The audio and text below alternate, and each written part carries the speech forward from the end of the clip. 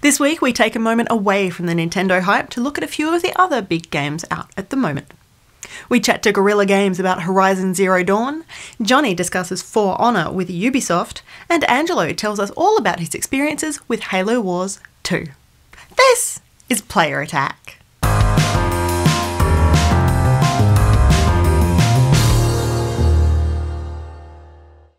Hi, I'm Jessica Citizen, and after last week's big Mass Effect Andromeda special, we are still not done with BioWare's upcoming space opera. In fact, we're not sure which of this week's big announcements is in fact the most impressive.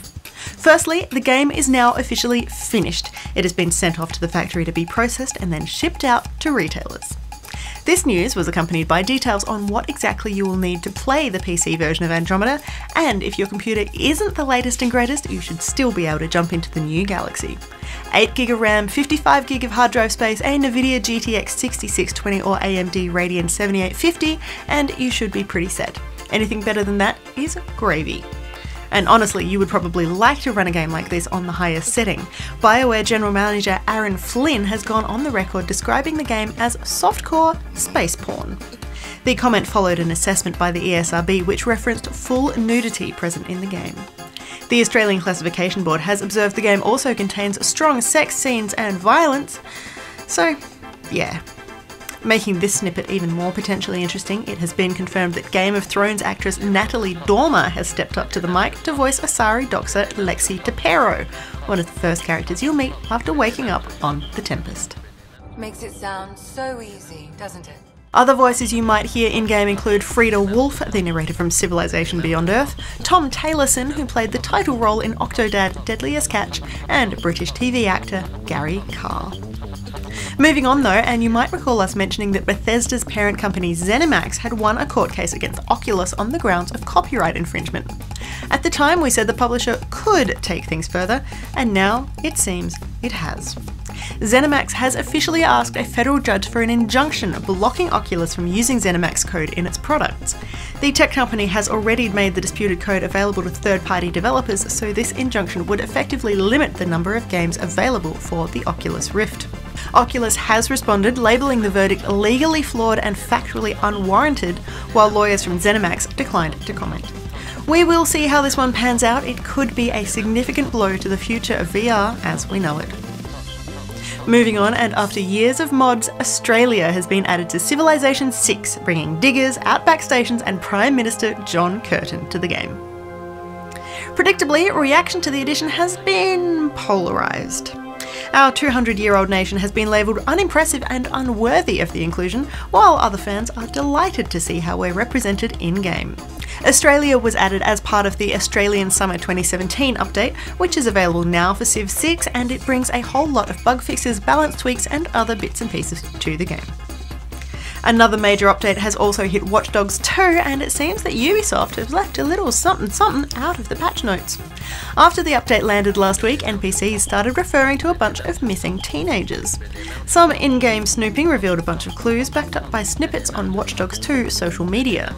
Turns out there's a creepy little urban legend laced into the story now, so even if you've played through Watch Dogs 2, it might be time for a revisit. And in more update news, the new content for Pokemon Go has not changed one of the game's key Easter eggs. You can still determine what your Eevee will evolve into simply by changing its name. We all know that Sparky, Raina and Pyro would prompt a Jolteon, Vaporeon or Flareon, but if you're after an Espeon, you want to name your Pokemon Sakura, while the name Tameo will grant you an Umbreon. As always, this is not 100% guaranteed to work, but it looks like it is happening more often than not, so if you're a fan, it's worth a shot. In quick news now, if you need even more Final Fantasy in your life, the former GameStop exclusive side-scroller A King's Tale will soon be available on PSN and Xbox Live for anyone who wants it, for free. Keep an eye out, there is no set release date for this one just yet, but early March is the expectation. If you've been hanging out for a sequel to Middle-earth: Shadow of Mordor, you are in luck. Warner Brothers has remained pretty quiet on the topic, but those pesky online retailers have let the cat out of the bag. You can now add Middle-earth: Shadow of War to your wishlists. Expect it on PS4 and Xbox One in mid-August.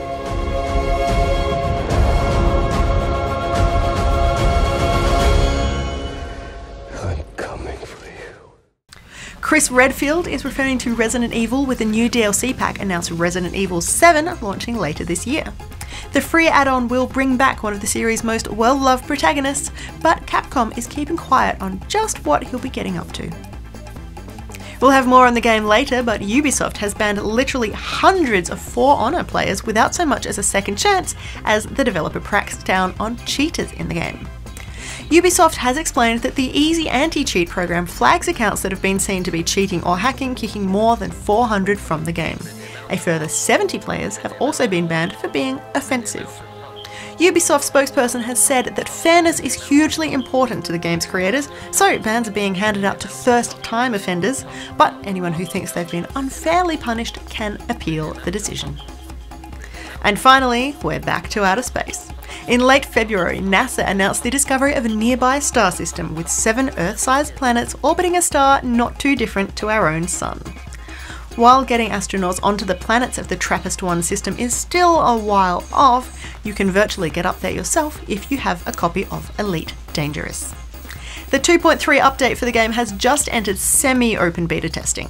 While the new planets didn't quite squeak into the release, developer Frontier has promised that the second beta release will add TRAPPIST-1 and all 7 exoplanets to the game's simulated galaxy.